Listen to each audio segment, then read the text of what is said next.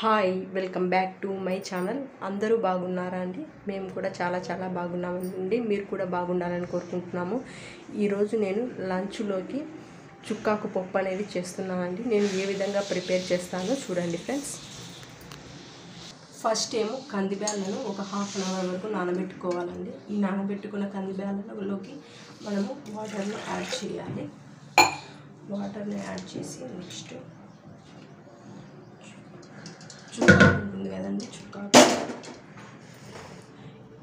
ఈ విధంగా కట్ చేసుకొని చుక్కాకు ఒక 2 కట్టలు తీసుకున్నామండి. ఈ చుక్కాకుని మనం దీనిలోకి వేసుకోవాలి. నెక్స్ట్ ఒక 2 టమోటాలు కూడా వేసుకోవాలి. నెక్స్ట్ పచ్చిమిరపకాయలు కూడా యాడ్ చేసేసేయాలి. నెక్స్ట్ నేను కొద్దిగా చింతపండు కూడా తీసుకున్నాను. నెక్స్ట్ దీనిలోనికి పసుపును కూడా యాడ్ చేయాలి.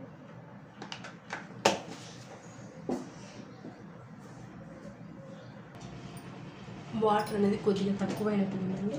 వాటర్ కొద్దిగా యాడ్ చేద్దాము.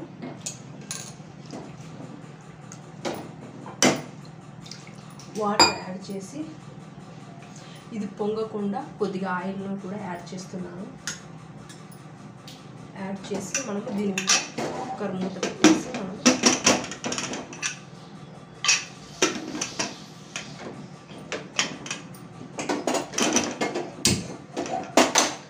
ఒక 5 విజిల్స్ వచ్చేంత వరకు ఉడికించుకోవాలండి.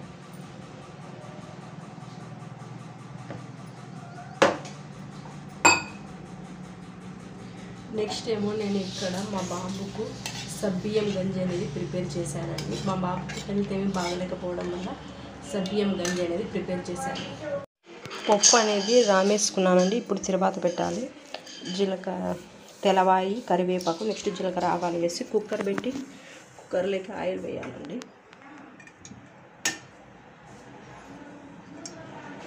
ఆయిల్ వేసి ఆయిల్లోకి జీలకర్ర, ఆవాలు యాడ్ చేస్తున్నాను. నెక్స్ట్ ఏమో ఇవి కూడా యాడ్ చేస్తున్నాను చూడండి.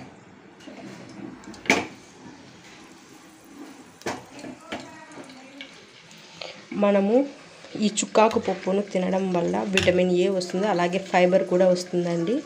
మీకు ఎవరికైనా కాన్స్టిపేషన్ ఉంటే కనుక ఖచ్చితంగా ఈ పప్పు చేసుకొని తినండి. మీకు కాన్స్టిపేషన్ నుంచి మీరు రిలీఫ్ అవుతారండి. నెక్స్ట్ ఏమో నేను రైస్ కూడా చేసేసాను. ఇప్పుడు మా పాపకు అనేది లంచ్ బాక్స్ ఇచ్చేసి రావాలండి. ఇవన్నీ ఇప్పుడు మనము ఈ తర్వాతలోకి పప్పును అనేది యాడ్ చేసేసేయాలండి. మీకు నా వీడియో నచ్చితే సబ్స్క్రైబ్ చేయండి, అలాగే ఒక లైక్ చేయండి. ప్లీజ్ లైక్ చేయండి ఫ్రెండ్స్. నాకు కొద్దిగా ఎంకరేజ్మెంట్గా ఉంటుంది వీడియోస్ చేయడానికి. Please support to my channel. Thanks for watching.